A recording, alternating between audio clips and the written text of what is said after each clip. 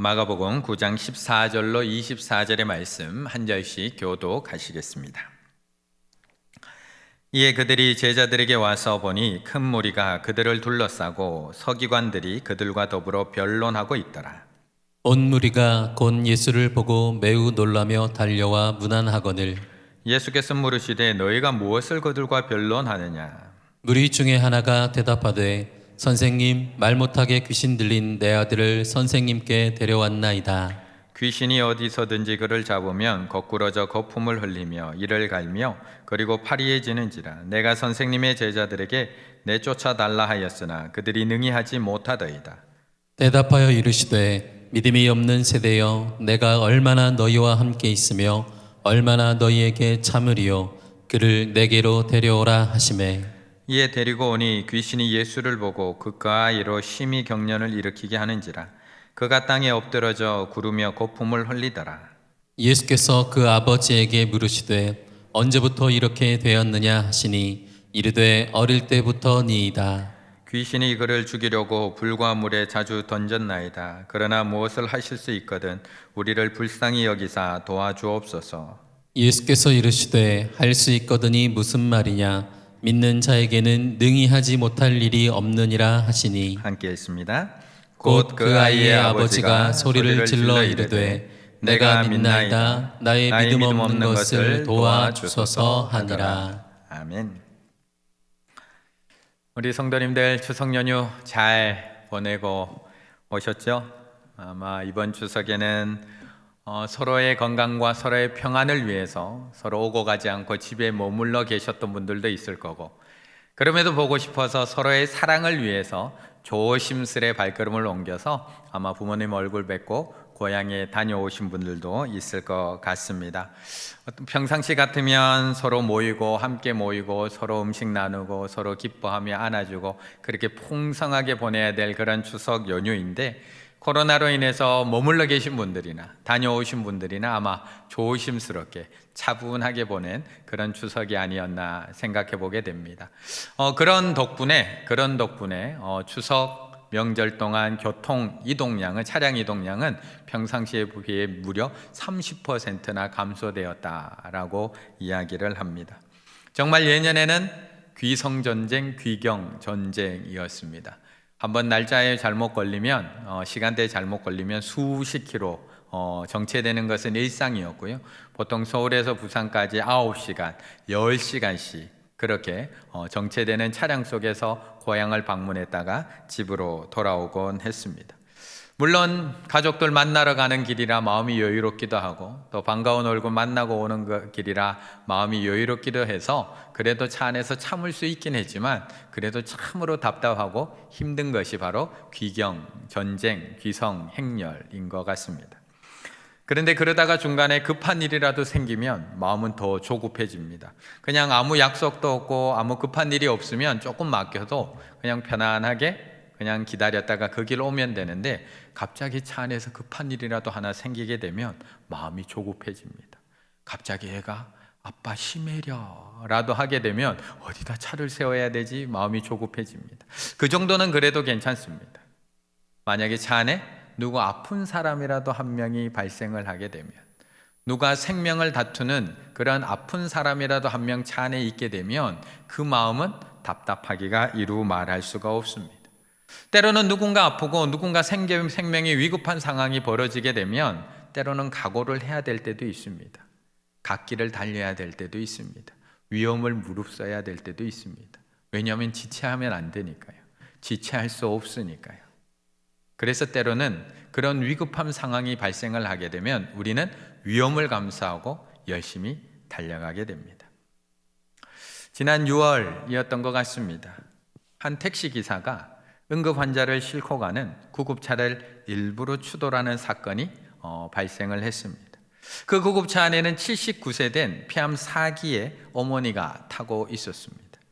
그런데 구급차를 접촉 사고를 일으킨 이 사람은 그 차가 못 가도록 계속 막무가내로 막았습니다. 이 구급차의 운전기사가 급한 환자입니다, 먼저 일단 병원에 옮겨놓고 우리 처리합시다 라고 이야기함에도 불구하고 안 된다, 먼저 사고 처리하고 가야 된다라고 우기기를 시작합니다. 얼마나 마음이 답답하겠습니까? 빨리 가야 되는데. 그러자 급기야 이 환자의 가족들까지 나서게 됩니다. 지금 응급실 가고 있다고, 정말 우리 어머니 아프다고 이야기를 합니다.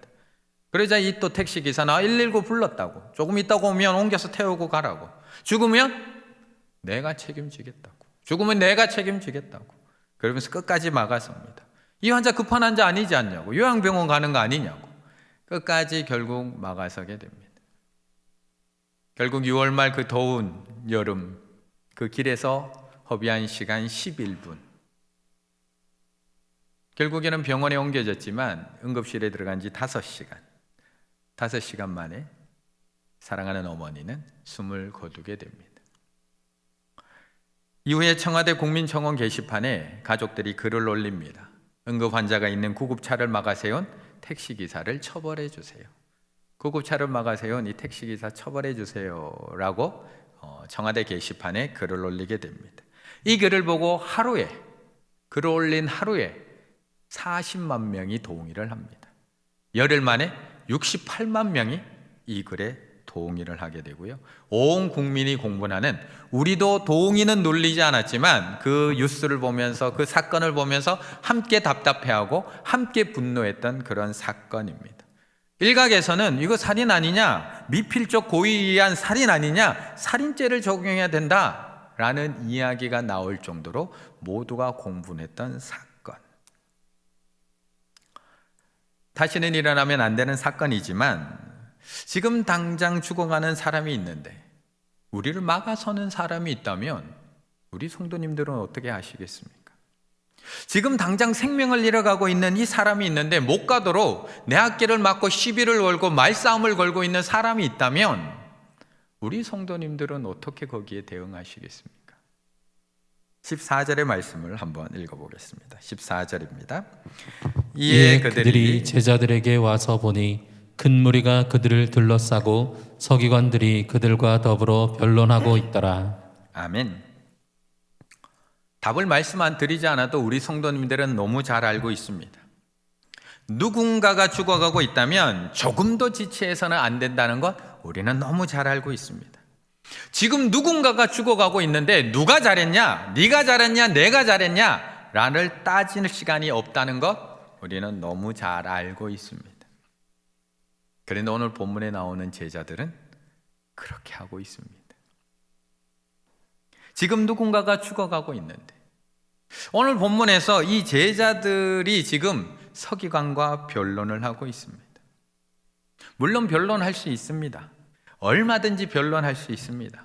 서기관들은 늘 예수님의 일거수일투족을 감시했던 사람들이고 늘 제자들이 뭘 잘못하나 약점을 잡기 위해서 지켜보던 사람들이었기 때문에 그들의 트집에 얼마든지 변론할 수 있습니다. 얼마든지 예수님께서 옳음을 주장할 수도 있고 우리의 행동이 옳음을 얼마든지 이야기할 변론할 수 있습니다. 하지만 지금은 아닙니다. 지금은 아닙니다. 지금은 변론하고 있을 때가 아닙니다. 지금 한 아이의 아버지가 누굴 데리고 왔는지 우리는 너무나 잘 알고 있습니다. 귀신이 어디든지 그를 잡아서 거꾸로 때리고 거품을 흘리게 하며 이를 갈며 그가 파리해지고 있습니다. 그 아이를 데리고 아버지가 왔습니다. 물론 서기관들이 일방적으로 제자들을 공격하고 있는 이 상황을 표현하고 있지만 그럼에도 지금은 변론할 때가 아닙니다. 누가 잘했냐? 누가 잘못했냐? 누가 옳냐? 누가 그러냐? 지금 따지고 있을 때가 아닙니다. 그런데 우리는 오늘도 그렇게 살아가고 있습니다. 우리는 지난 뉴스를 보면서 저 뉴스를 보면서 얼마나 답답했는지 모릅니다. 얼마나 분노했는지 모릅니다. 아니 사람이 죽어가는데 어떻게 저럴 수 있냐고. 사람이 그 응급차 안에서 죽어가고 있는데 어떻게 저렇게 막아설 수 있냐고 하루에 40만 명이 동의하고 분노했으며 68만 명이 공분했으며 같이 답답해했습니다. 그런데 재미있게도 우리도 그렇게 살아가고 있다는 겁니다. 예수 그리스도의 몸된 교회도 변론만 하고 있습니다. 예수님의 제자된 우리들이 세상과 변론만 하고 있습니다. 누가 옳으냐? 누가 그러냐? 누가 잘했냐? 누가 잘못했느냐? 세상의 비난 앞에서 우리도 변론하느라 정신이 없습니다. 이것도 중요합니다. 잘잘못 따져야 됩니다. 교회가 안 한 것 가지고 자꾸 몰아가고 있는 이 상황 속에서 교회도 대응하고 변론해야 합니다. 이번 코로나의 책임이 어디 있는지 정확하게 한번 따져보아야 합니다. 그런데 지금은 아니라는 겁니다. 지금은 아니라는 겁니다. 지금은 내가 옳으냐, 네가 옳으냐 변론할 때가 아닙니다. 지금은 세상이 잘했느냐, 교회가 잘했느냐 따질 때가 아닙니다. 지금은 살릴 때입니다. 지금은 살릴 때입니다. 지금은 거꾸로져 가고 있는 이웃을 일단 살려놓아야 될 때입니다. 지금은 거품을 흘리며 넘어지고 있는 이웃들을 일단 옮겨 놓아야 될 상황입니다. 지금은 파래해져 가고 있는 이웃들, 숨이 꺼져가고 있는 이웃들 어떻게든 살려놓고 봐야 될 그런 때입니다. 그런데 사단은 자꾸 우리가 해야 할 일을 하지 못하도록 자꾸 변론에 빠지도록 만듭니다. 이번 추석에도 가서 무슨 이야기 했는지 한번 생각해 보십시오. 무슨 변론을 하고 왔는지, 무슨 대화를 나누고 왔는지. 교회의 본질과 사명을 잃어버리도록 우리를 변론으로 이끌어가고 있습니다. 바로 눈앞에서는 영혼이 죽어가고 있고 거꾸러져 가고 있고 파리해져 가고 있는데 제자들은 여전히 변론에 빠져서 자신들이 무엇을 해야 하는지조차도 알지 못하고 있습니다. 마치 깊은 산속 옹달샘, 누가 와서 먹나요? 새벽에 토끼가 눈 비비고 일어나 뭐 하러 가요? 세수하러 갔다가 뭐만 하고 와요? 물만 먹고 와요. 시원하게 물만 먹고 가지요. 분명히 예수님께서는 9명의 제자들을 이곳에 남기신 이유가 있습니다. 우리는 변화산에 어떤 제자가 올라갔느냐에게만 집중합니다. 예수님께서 누구를 데리고 갔느냐에게만 집중합니다. 그들은 예수님께 사랑받는 제자이구나 라고만 생각을 합니다. 근데 9명은 왜 남겨놓으셨을까요? 왜 9명의 제자들을 산 안에 남겨놓고 예수님이 올라간 것일까? 그렇게 좋은 곳이라면 왜 예수님께서 거기 머물지 않고 다시 산 아래로 내려오셨을까요? 왜 하늘 보좌를 버리시고 예수님께서는 이 땅 가운데 내려오셨을까요? 그 이유가 무엇일까요? 지금은 변론하고 있을 때가 아니라는 겁니다. 코로나19로 인해서 모두가 힘들어하는 지금은 변론하고 있을 때가 아닙니다. 세상이 아무리 우리를 변론의 장으로 이끌어 가려고 하더라도 우리는 우리를 이 땅에 남겨놓으신 이유, 우리를 이 땅에 산 아래에 남겨놓으신 이유를 분명하게 기억해야 되는 겁니다. 그런데 제자들은 왜 그렇게 중요한 이유와 목적을 기억하지 못하고 잊어버린 것일까? 24절의 말씀을 함께 읽겠습니다. 24절입니다. 곧 그 아이의 아버지가 소리를 질러 이르되 내가 믿나이다. 나의 믿음 없는 것을 도와주소서 하니라. 아멘. 오늘 본문 속에서 지금 급한 사람은 아버지밖에 없습니다. 오늘 본문을 처음부터 꼼꼼하게 한번 읽어 내려가다 보면 예수님께서 산에서 내려오셔서 질문을 먼저 던집니다. 처음으로 질문을 던지는 게 무엇이냐? 16절의 말씀입니다. 예수께서 물으시되 너희가 무엇을 그들과 변론하느냐? 이것이 첫 번째 질문입니다. 누구에게 던진 질문일까요? 예수께서 물으시되 너희가 무엇을 그들과 변론하느냐? 제자들에게도 질문을 던지고 있습니다. 너희들 산 아래 남겨놓고 갔는데 지금 너희들 서기관들과 무엇을 변론하고 있느냐? 무엇으로 대화 나누고 있느냐? 무엇을 가지고 논쟁하고 있느냐? 라고 제자들을 향해 물으십니다. 그러면 17절에 제자들이 대답을 해야 되는데 17절 무리 중에 하나가 대답하되 선생님 말 못하게 귀신 들린 내 아들을 선생님께 데려왔나이다. 아버지가 대답을 하고 있습니다. 너희들 누구하고 서기관들과 무엇을 변론하느냐라고 질문을 던졌는데 그 질문에는 아무런 대답이 없고요. 아버지가 불쑥 끼어들어서 다짜고짜 귀신 들린 내 아들 데리고 왔습니다, 아버지라고 끼어들고 있다는 겁니다. 자신에게 던진 질문이 아님에도 불구하고 죽어가는 아들의 이야기를 꺼내놓고 있습니다. 지금 중요한 것은 누가 오르냐가 중요한 게 아니라는 겁니다. 지금은 그게 급한 게 아니라는 겁니다. 이게 아버지의 마음입니다. 누가 옳다, 누가 그르다? 지금 그게 중요한 게 아니라 내 아들이 거꾸러져 있고 내 아들이 거품을 물고 있고 내 아들이 파리해져 가고 있다는 겁니다. 그 파리해진 아들이 불과 물에 던져지고 있다는 겁니다. 그 변론의 사이에 끼어서 내 아들 이야기하고 있는 것, 이것이 아버지의 마음입니다. 이것이 교회가 가지고 있어야 되는 아버지의 마음. 오늘 본문은 이 아버지의 모습을 통해서 제자들의 무능함을 지적하고 있는 본문입니다. 선생님의 제자들에게 내쫓아달라 하였으나 그들이 능히 하지 못하더이다. 제자들의 무능함, 교회의 무능함을 이 아버지를 통해서 지적하는데 그 능력 없음만 지적하는 것이 아니라 더 나아가서는 아버지의 마음이 없는 그 무정함까지도 지적하고 있습니다. 사실 오늘 본문에 등장하는 이 아버지도 무능하기는 마찬가지입니다. 이 아버지도 무능한 아버지입니다. 무능해서 어릴 때부터 지금까지 고쳐주지 못했잖아요. 그렇게 자기 아들이 구르고 거품을 물고 그렇게 던져지고 있음에도 아버지가 무능해서 고쳐주지 못했습니다. 무능해서 지금까지 마음만 애터였을 뿐이지 어떻게 해줄 수가 없었습니다. 하지만 아버지의 마음만은 버리지 않았습니다. 그 아버지의 마음만은 버리지 않았습니다. 자식을 살려야 된다는 절실함만은 가지고 있습니다. 그래서 오늘 또 여기까지 찾아온 겁니다. 그래서 제자들 찾아온 거고요. 제자들이 실패했음에도 불구하고 돌아가지 않고 예수님이면 되겠지, 예수님을 만나면 그래도 고칠 수 있지 않을까? 온전한 믿음은 아니지만 그럼에도 아버지의 마음으로 또 부르짖고 있는 겁니다. 24절, 곧 그의 아이의 아버지가 소리질러 이르되 내가 믿나이다, 나의 믿음 없는 것을 도와주소서 하더라. 도대체 믿음 있는 건가요? 믿음 없는 건가요? 내가 믿나이다. 그런데 내가 믿음 없는 것을 도와주소서. 도대체 믿음이 있다는 건가요? 없다는 건가요? 온전한 믿음이 없다는 겁니다. 하지만 그것조차도 부끄러워하지 않습니다. 그 믿음 없는 것마저도 도와달라고 외치고 있습니다.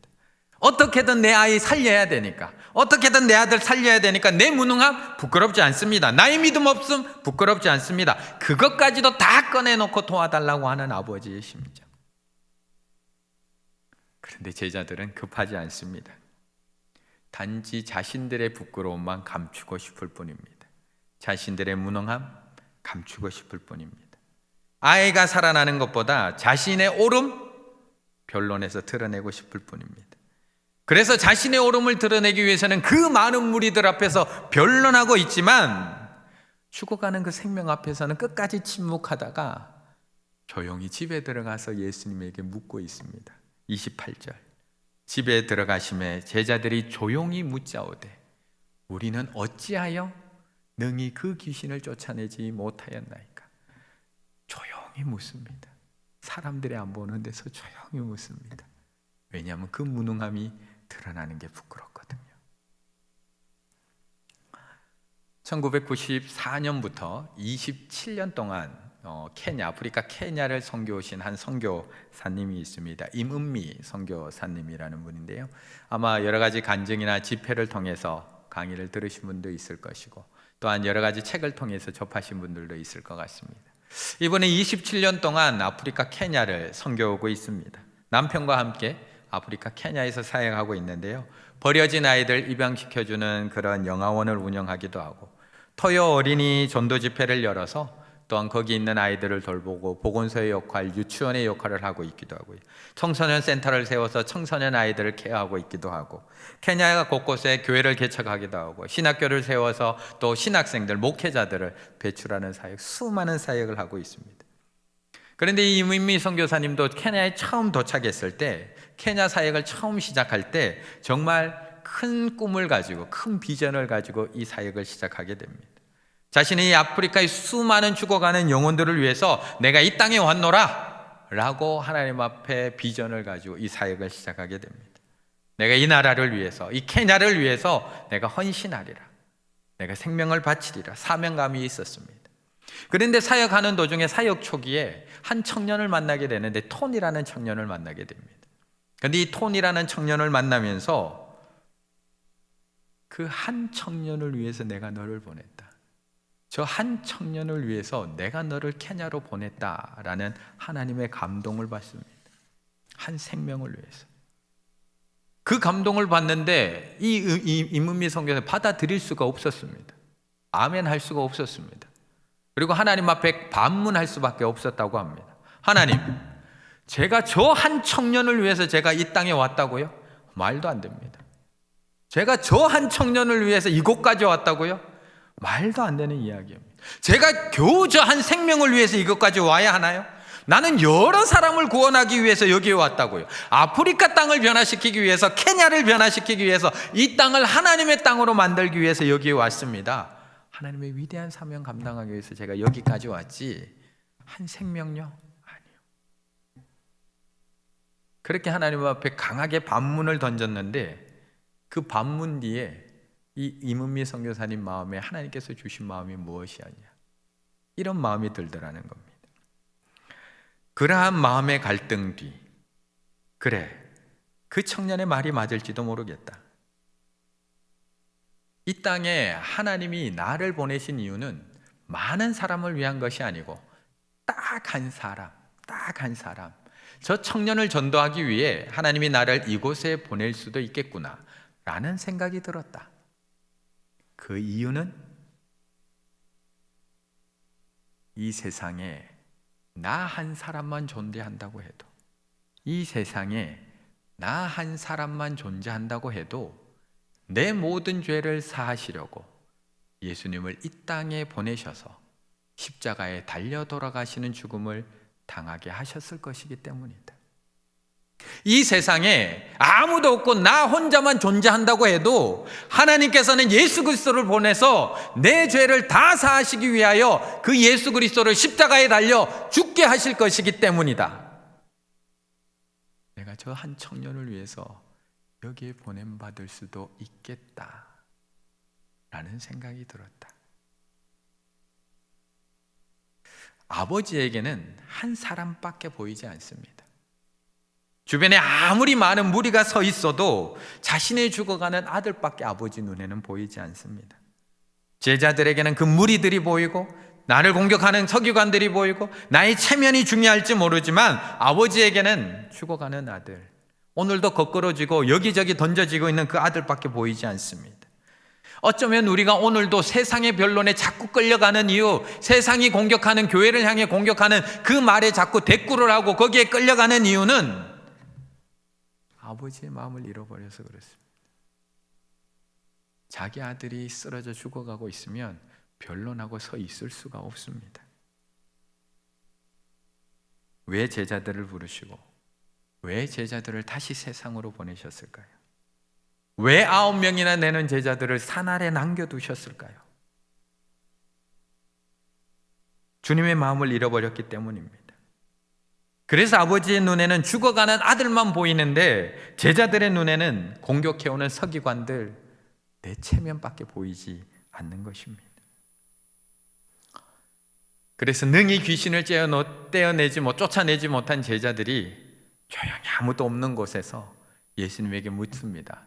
왜 우리는 능히 귀신을 쫓아내지 못했나요? 그러자 예수님께서 대답해 주십니다. 29절의 말씀 함께 읽습니다. 이르시되 기도 외에는 다른 곳으로는 이런 종류가 나갈 수 없느니라 하시니라. 아멘. 지금까지 예수님은 계속해서 제자들의 믿음 없음을 지적해 오고 계십니다. 이 문제는 처음부터 끝까지 믿음의 문제라는 것을 계속해서 이야기해 주십니다. 19절 대답하여 이르되 믿음 없는 세대요. 23절 할 수 있거든이 무슨 말이냐, 믿는 자에게는 능히 하지 못할 일이 없느니라. 24절 내가 믿나이다, 나의 믿음 없는 것을 도와주소서. 믿음이 문제야. 계속해서 일관성 있게 믿음의 이야기를 하십니다. 그렇다면 마지막 이 문제의 해결, 왜 능히 귀신을 내어 쫓지 못했느냐라는 질문에도 이르시되 믿음 외에는 믿음 외에는 다른 것으로는 이런 종류가 나갈 수 없느니라. 이렇게 마무리돼야지 완벽하게 딱 끝이 납니다. 그런데 예수님께서는 귀신을 쫓아내지 못한 이유를 묻는 제자들에게 믿음이 아니라 기도를 말씀하고 계십니다. 왜냐하면 믿음과 기도는 동전의 양면이기 때문에 그렇습니다. 동전의 양면. 이 부분을 정확하게 설명하고 있는 책이 한 권 있습니다. 예수 방향으로 가라라는 토조 목사님, A.W. 토조 목사님이 쓴 책에 보면 믿음과 기도는 동전의 양면과 같다. 믿음과 기도는 서로 분리될 수 없다. 믿음 있는 사람이 기도하지 않는다는 것은 있을 수 없는 일이다.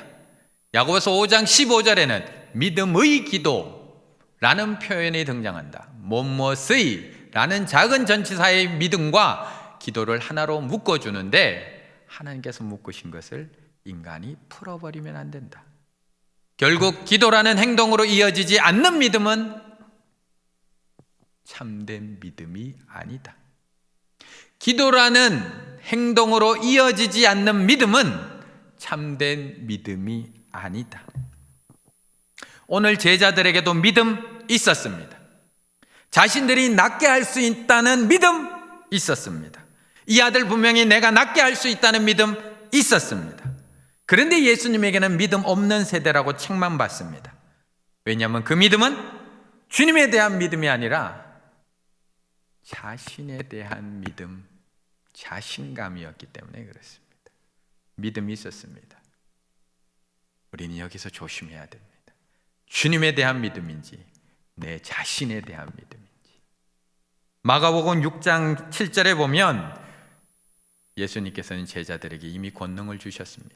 12제자를 부르사 둘씩 보내시며 더러운 귀신을 제하는 권능을 주시고, 이미 권능 받았습니다. 이미 예수님으로부터 그 놀라운 권능을 받았고요. 그 놀라운 권능이 얼마나 힘이 있었는지 13절, 귀신을 하나 둘만 내쫓았던 것이 아니라 많은 귀신을 쫓아내며 많은 병자에게 기름을 발라 고치더라. 많은 귀신을 쫓아내고 많은 병자를 고치는 놀라운 역사를 나타냅니다.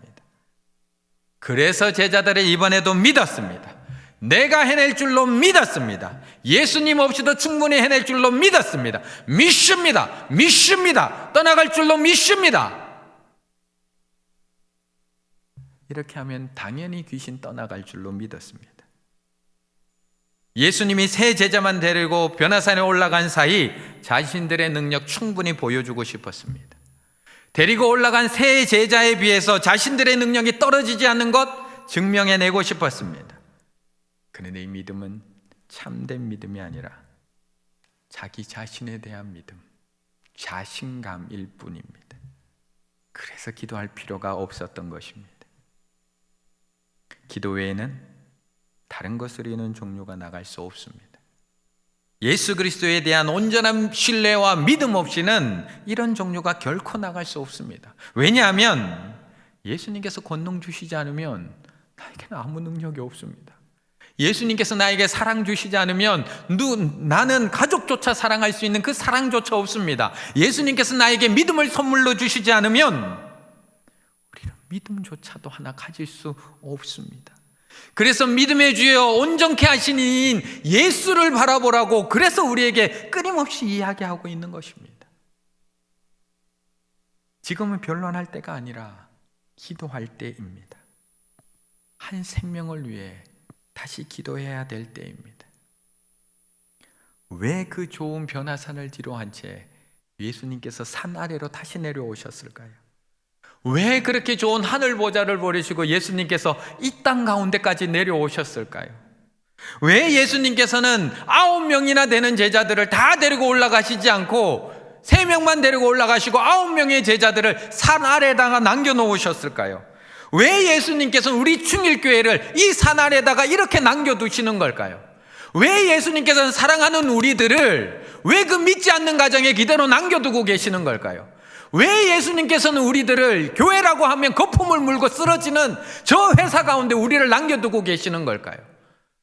왜 예수님이라고 기독교인이라고 이야기하며 파리해지는 저 세상 속에 저 학교 속에 우리들을 왜 남겨놓고 가신 것일까요? 하나님은 오늘도 우리를 통해 살리길 원하고 계십니다. 세상과 변론하면서 우리가 옳다는 것을 증명해내길 원하시는 것이 아니라 내 옆에서 죽어가고 있는 한 영혼, 내 앞에서 거꾸러져 가고 있는 한 영혼, 내 바로 눈앞에서 거품을 물고 불과물에 던져지고 있는 그 생명을 품고 다시 아버지의 마음을 회복하고 그 마음으로 기도하길 원하고 계신 겁니다. 우리가 그 영혼을 위해 다시 믿음으로 기도하며 다시 우리가 생명의 엽서, 생명의 편지를 써내려가기 시작할 때 주님의 권능은 우리에게 임하게 될 줄로 믿습니다. 주님의 사랑이 우리에게 임하게 될 거고요, 주님의 놀라운 믿음 우리에게 임하게 될 것입니다. 우리 충일교회 산 아래 남겨두신 이유가 있습니다. 우리 성도님들 그 가정에 남겨두신 이유가 있습니다. 우리 충일의 가족들 그 회사, 그 학교에 남겨두신 이유가 있습니다. 우리는 그 남겨진 이유를 다시 한번 기억하며 하나님 앞에 기도를 시작해야 될 때입니다. 내 눈앞에 있는 영혼, 내 주변에서 쓰러지고 넘어져 있는 영혼들을 어떻게 다시 이렇게 세워서 어떻게 주님 앞으로 다시 데리고 올지 다시 한번 하나님 앞에서 그 놀라운 이유와 목적을 기억하시며 다시 믿음의 기도와 생명의 엽서를 써내려 가실 수 있는 우리 충일의 가족들 다 되시기를 간절히 바라겠습니다. 기도드리겠습니다.